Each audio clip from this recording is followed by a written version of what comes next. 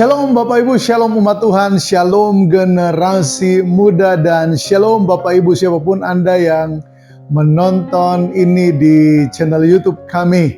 Salam sejahtera buat kita semua. Nah, renungan kita kemarin, kita mendengar sebuah uraian yang indah sekali dari hambanya Mr. Dedi Yehua.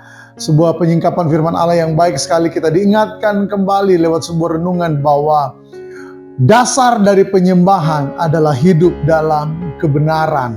Sekali lagi saya katakan, dasar dari penyembahan adalah hidup dalam kebenaran. Nah, saya hari ini bertugas untuk melanjutkan apa yang telah disampaikan atau menjadi renungan kita sepanjang minggu ini. Khusus hari ini, kita akan berbicara tentang menyembah dengan nyanyian. Jadi kalau kemarin kita bicara tentang dasar dari sebuah penyembahan, yaitu kita menyembah lewat mempersembahkan hidup yang benar, yang kudus di hadapan Allah. Tapi hari ini kita harus juga bersepakat bahwa setelah hidup kita benar, kita juga perlu bernyanyi untuk Tuhan. Amin Bapak Ibu. Mazmur pasal 8 ayat yang kedua, firman Tuhan bilang begini, "Ya Tuhan, Tuhan kami, betapa mulianya namamu di seluruh bumi. Keagunganmu mengatasi langit dinyanyikan." Itu kenapa kita dalam Alkitab kita punya kitab Mazmur, kitab yang berisi nyanyian puji-pujian, baik yang ditulis oleh Daud maupun yang ditulis oleh Musa, Bani, Korah, dan lain sebagainya, saudara-saudara.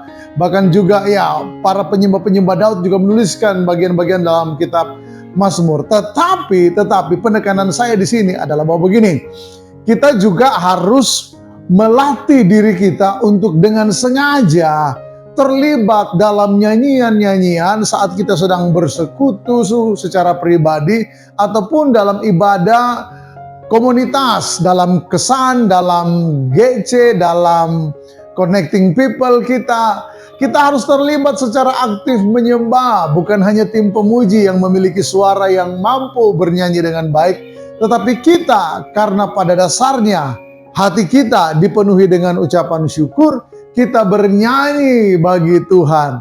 Alkitab berkata ketika kita sedang sedih, baiklah kita berdoa. Ketika kita sedang bergembira, baiklah kita menyanyi dan menari untuk Tuhan. Satu kali saya sangat diberkati oleh seseorang yang beberapa tahun yang lalu, saya terkejut tiba-tiba saya dengar suara nyanyian lagu rohani, lagu lama, "Peganglah tanganku Roh Kudus setiap waktu." Nah, yang bikin saya terkejut bukan lagunya, karena saya terdidik dalam komunitas Pentakosta di mana kami dulu banyak menyanyikan lagu-lagu lama. Tetapi yang mengejutkan bagi saya adalah siapa yang bernyanyi itu. Yang bernyanyi itu adalah seorang yang dalam penilaian saya, oh ampuni Tuhan, dalam penilaian saya, dia ini orang berdosa. Kenapa ya? Saya tahu dia, siapa dia. Saya punya banyak pelanggaran, tapi yang ini special case. Saya tidak mau menyebutkan orang seperti apa Bapak Ibu ya. Tetapi paling tidak, senakal-nakalnya saya dulu, aduh saya tahu nih orang, waduh parah banget. Nah saya terkejut, tapi kemudian tersenyum. Lalu saya bilang sama dia, "Wow, luar biasa kamu nyanyi lagu itu. Kamu kan bukan orang yang percaya Yesus." Dia bilang begini, "Saya tahu lagu itu Pak Pendeta." Waduh, luar biasa.